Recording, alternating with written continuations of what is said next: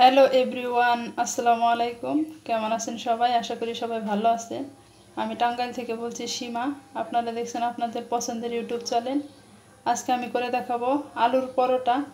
তো আলুর পরোটা করার জন্য এখানে আমি একটা আলু সিদ্ধ করে নিয়েছি। এখন এই আলুটা আমি ম্যাশ করে নেব। আলুটা ডলে ডলে সুন্দর করে ম্যাশ করে নিতে হবে, যাতে আলুর গায়ে কোনো দলা না থাকে, আলুটার যেন কোনো দলা না থাকে সেদিকে লক্ষ্য রেখে আলুটা আমি এখন ম্যাশ করে নেব। তো আলুটা আমার ম্যাশ করা হয়ে গেছে। এখন লাগবে এখানে লবণ, কাঁচামরিচ, শুকনো মরিচটা আমি একটু তেলে ভাজি করে ডলে নিয়েছি। তারপর লাগবে জিরা, হলুদের গুঁড়ি আর একটা পেঁয়াজ কুচি করে নিয়েছি। পেঁয়াজটা চিকন চিকন করে কুচি করে নেবেন। তারপরে লাগবে সরিষার তেল। এখানে কিন্তু সরিষার তেলটাই দিতে হবে, অন্য কোনো তেল দিলে হবে না। এখন এগুলো দিয়ে আমি পেঁয়াজটা সুন্দর করে ডলে তারপরে আলুর সাথে মিক্সড করে নেব। আমার মাখানো হয়ে গেছে। এখান থেকে এখন দারুণ একটা স্মেল আসতেছে সরিষার তেল আর শুকনো মরিচটা দেওয়ার কারণে। এখন এখানে আমার লাগবে ময়দা। আমি আজকে বেলা ছাড়া পরোটাগুলো বানিয়ে দেখাবো। এখানে আমি এই কাপ দিয়ে 3 কাপ ময়দা নিয়ে নেব। তো এই বাটিটা আমার ছোট হবে, আমি অন্য বাটিতে ঢেলে নেব ময়দাগুলো। তো এই বাটিতে আমি ঢেলে নিছি। ঢেলে নিয়ে এখানে 2 কাপ ময়দা দিয়ে দিছি আর 1 কাপ দিয়ে দিলাম। এরকম উঁচু উঁচু করে চেপে চেপে আমি ময়দাগুলো দিয়ে দিলাম।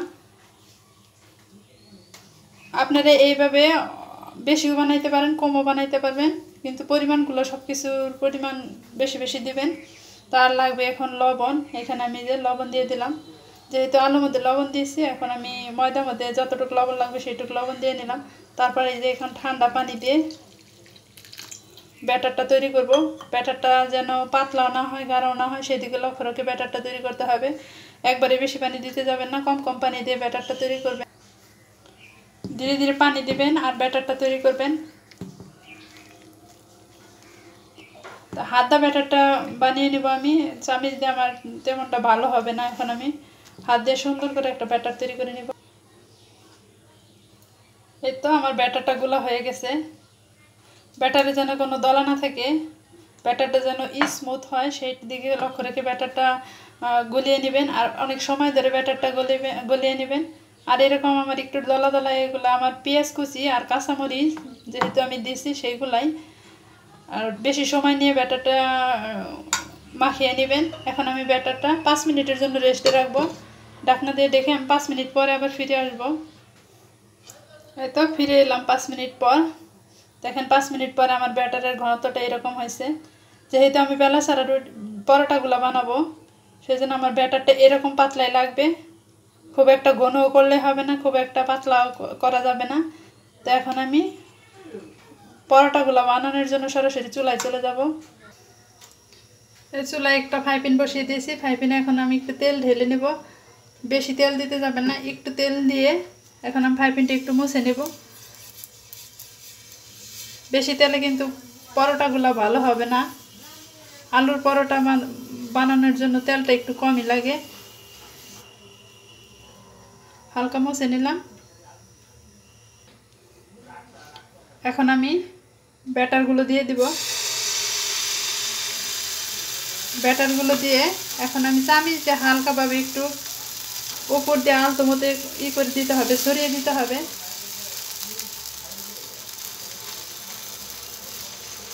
আলতোভাবে দিতে হবে ছড়িয়ে, তা না হলে কিন্তু ব্যাটারটা আবার নষ্ট হয়ে যাবে আলতোভাবে যদি না দেন।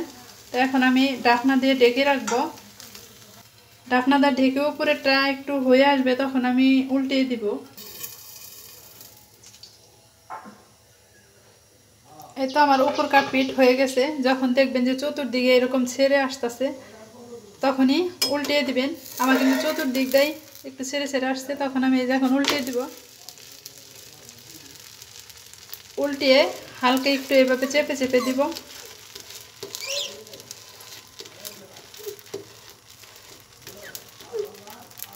চেপে একটু এপিট ওপিট উলট পালট করে একটু ভাজি করে নিতে হবে। চুলার জালটা সবসময় মিডিয়ামে রেখেই ভাজি করবেন। এখন আমি দিয়ে দেব তেল। তেলটা সরাসরি আমি পরোটার মধ্যে দিতেছি না, অল্প অল্প তেল দিয়েই করবেন, তেলটা এইভাবে আমি দিয়ে দিব। আপনারা চাইলে ব্রাশ দাও দিতে পারবেন তেলটা। এভাবে তেলটা দিয়ে আমি ছড়িয়ে নিতেছি পুরো পরোটাতেই, কিন্তু তেলটা এইভাবে ছড়িয়ে নিতে হবে। ছড়িয়ে নেওয়া শেষ। এখন আমি আবার উল্টিয়ে দিব। এইভাবে উল্টিয়ে এই পিঠও আমি একটু তেল দিয়ে দিব।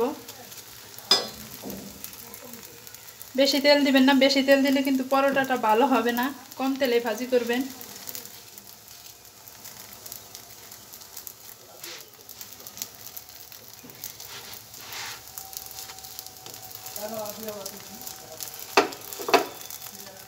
এইভাবে চেপে চেপে ভাজি করবেন।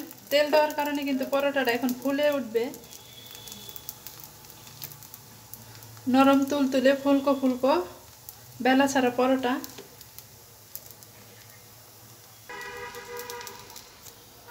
দেখেন তেল দেওয়ার কারণে পরোটাটা কীরকম ফুলে উঠছে। কখনো কিন্তু আগে তেল দিতে যাবেন না, পরে তেলটা দিবেন। দেখেন এই যে আমি পরে তেলটা দিছি, পুরো পরোটাটাই কিন্তু আমার ফুলে উঠছে। এখন আমি এইভাবে ফুলকো ফুলকো করে সম্পূর্ণ পুরো পরোটাগুলো ভাজি করে নিব। এখন আমি এই চুলাই থেকে এটা নামিয়ে নিব। নামিয়ে সবগুলো পরোটা এইভাবে ফুলকো ফুলকো করে ভাজি করে নিব। দেখেন এইরকম হয়েছে। আপনারটাও এরকম হবে। আপনি যদি ভিডিওটা এইভাবে ফলো করে বানান, আপনারটাও এরকম হবে। উঠিয়ে আমি আরেকটা দিয়ে দিলাম। এটা আমার হয়ে গেছে। এখন আমার এটা আমি উল্টিয়ে দিব। দেখেন চতুর্দিক দিয়ে সেরে আসছে, তখনই আপনারা উল্টিয়ে দিবেন। উল্টিয়ে দিয়ে এখন এটা আমি এই যে চেপে চেপে ধরবো, একটু হালকা করে চেপে চেপে ধরবেন। এটা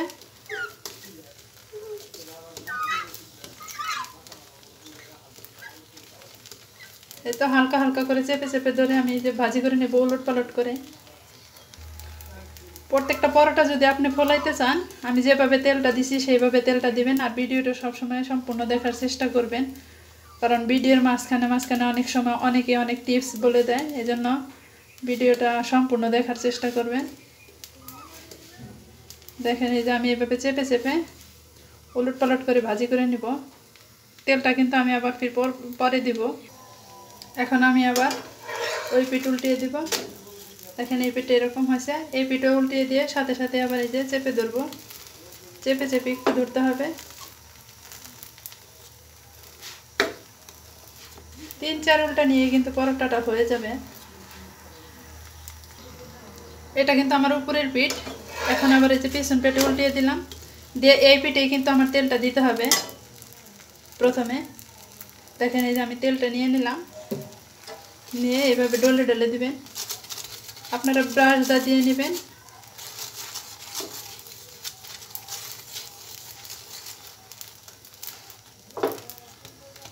এই তো দেখেন আমি এই পিঠে তেলটা দিয়ে দিলাম। তেলটা দেওয়ার সাথে সাথে কিন্তু ওই যে ওইরকম ফুলে আসবে। দেখেন এই যে কীরকম ফুলে উঠতেছে। ও পিঠেও আবার আমি তেলটা দিয়ে দিব। এই পিঠেও আমার তেলটা দিয়ে দিতে হবে, কারণ এই পিঠে দুই পিঠে তেলটা দিয়ে দিতে হবে। এই তো দেখেন তেলটা দেওয়ার সাথে সাথেই ফুলে উঠবে, কিন্তু প্রথমে তেল দিলে কিন্তু হবে না। আবার বেশি তেল দিলেও কিন্তু পরোটাগুলো ফুলবে না, কম তেলেও ফুলবে না। তেলের পরিমাণটা দেখেন আমি কিভাবে দিলাম।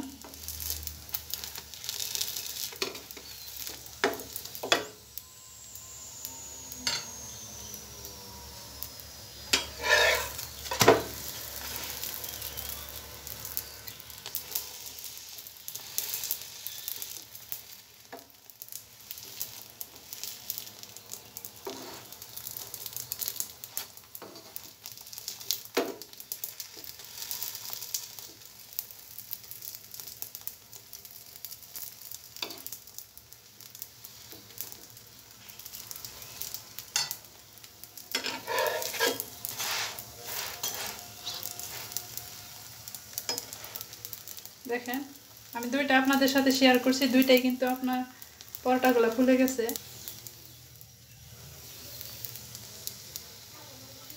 দুইটা আপনাদের সাথে শেয়ার করছি, দুইটাই কিন্তু এইভাবে ফুলে গেছে পরোটা। এখন আমি এটা আবার চুলা থেকে নামিয়ে নিব। নামিয়ে সবটি পরোটা আমি এইভাবে ভাজি করে নিব। হয়তো লাস্টেরটা আবার আপনাদের সাথে শেয়ার করতে যাচ্ছি। লাস্টেরটা আবার দিয়ে নিলাম। এখন আমি আবার ঢেকে দিব। এই তো এটাও কিন্তু আমার হয়ে গেছে। এখন আবার আমি উল্টিয়ে দিব। এটাও উল্টিয়ে আবার আমি এই যে চেপে দিতেছি। আবারও বলতেছি, প্রথমে কিন্তু তেল দিতে যাবেন না। প্রথমে তেল দিলে কিন্তু পরোটাটা ভালো হবে না। এভাবে চেপে চেপে ধরে একটু ওই পিঠ ভাজি করে নিব।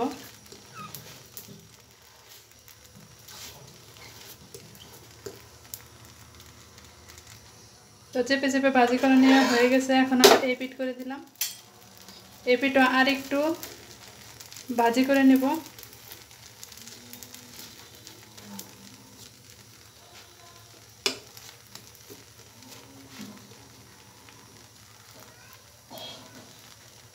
এটা কিন্তু আমার পিছনে সামনের পিঠ, আর এটা হচ্ছে পিছনে। এখন এই পিঠে আমি তেল দিয়ে দিব। প্রথমে যেভাবে তেলটা দিয়ে দিছিলাম সেভাবে দিতে হবে। এই যে বেশি তেল দিলে কিন্তু পরোটাটা ফুলবে না। অল্প অল্প তেলেই পরোটাটা সুন্দর হয়, ফুলে যায়। তো উল্টিয়ে আমি আবার ওই পিঠে তেল দিয়ে দিব। একই প্রসেসে আবার এই পিঠেও তেল দিয়ে দিব। লাস্টেরটা আপনাদের সাথে শেয়ার করতেছি।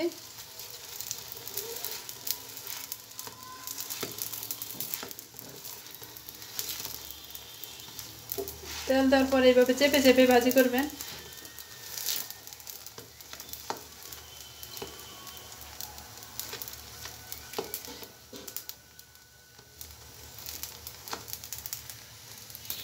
তো তেল দেওয়ার সাথে সাথে কিন্তু পরোটাগুলো এইভাবে ফুলে উঠবে। তো আমার এই যে পরোটা ফুলে উঠছে, এখন আমি এটা আবার চুলা থেকে নামিয়ে নিব। সবগুলো পরোটা এইভাবে ফুলে ফুলে উঠবে যদি আপনি পরে তেলটা দেন। তো এখন আমি চুলা থেকে নামিয়ে পরিবেশন করে নেব। সবগুলো পরোটা রেডি। আমারগুলো এরকম হয়েছে। আর দেখেন সবগুলো পরোটা একই সাইজের হয়েছে। আর কতটা সফট, না বানিয়ে খাইলে বুঝবেন না। দেখেন কতটা নরম তুলতুলে সফট হয়েছে।